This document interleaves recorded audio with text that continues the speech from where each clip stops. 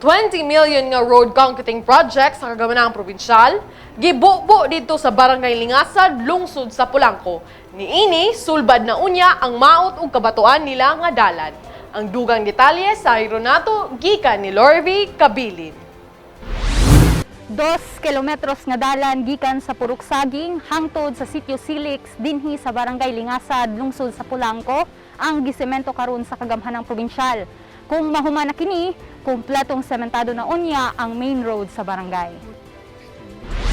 Hingpit nga sementado na unya ang kaniadto kabatuan ug may mga limaw nga dalan sa Barangay Lingasad, lungsod sa Pulangco tungod kay gipasemento na karon sa kagamhanang probinsyal ang kapin 2 ka kilometro nga dalan gikan sa Purok Saging hangtod sa Sitio Silix sa maong barangay. Ang maong proyekto gipunduhan og 20 milyones sa kagamhanang probinsyal sa administrasyon karon ni Governor Roberto Uy.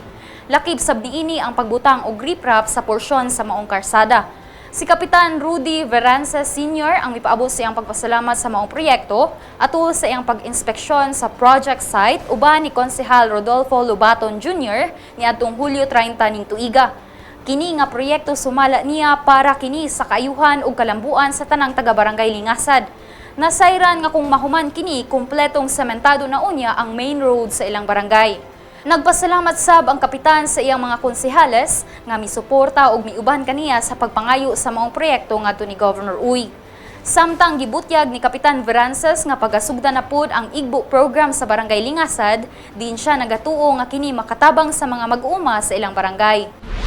Nagpasalamat kami ni Gobernador Roberto Uy sa paghatag niya aning proyekto nga concreting gikan sa Sitio Saging to Sitio Silix.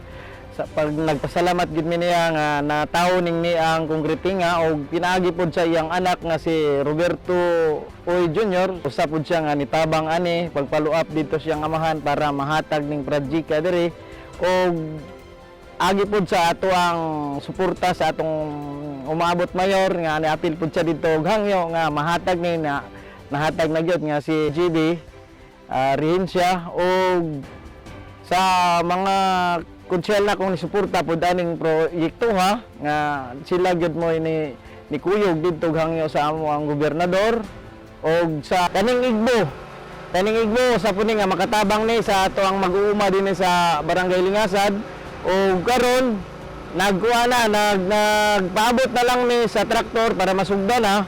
Aron ana makatrabaho na pud ang amo ang mag-uuma para pud ni sa ila puhon nga ilang mga benepisyo nila sa ilang pagpanguma. Sa laing bahin, nagpasalamat po si Peter Gibson GB Rihencia, usa ka Pulangcohanon kinsa mitabang usab sa pag-follow up sa maong 20 milyones nga road concreting project. Matud niya nga kini makapasayon unya ug makapalambo sa kinabuhi sa katawhan sa Barangay Lingasad, ingon man sa ubang mga motorista nga lumalabay dinhi.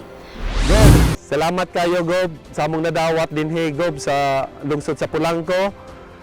Among gihatag nga proyekto dinhi sa Barangay Lingasad nga 2.53 kilometers nga nagantidad og 20 milyones nga abog gayong nadawat dinhi sa lungsod sa Pulangco. Ilabi na dinhi sa Barangay Lingasad. Pinagi sa atong maabtik nga kapitan nga si Kapitan Rudy Verances Jr.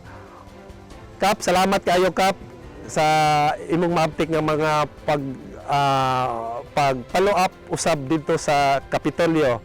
Niadto kani dala na lisod kayo agian sa mga katawhan. Pero karon sa proyekto nga gihatag sa atong gobernador, gwapo na kayo ang atong dalan karon nga gisiminto na karon. Ang mga motorista karon, hilabi na ang mga namuyo dinhing mga dapita, maayo na gyud ang ilang pag-agi nila dinhing lugar. Gikan dinhi sa Barangay Lingasad, Pulangco, Zamboanga del Norte, Lorvie Kabilin sa Zamboanga del Norte Provincial News Network. Ang dapig sa kamaturan, duyog sa kalambuan.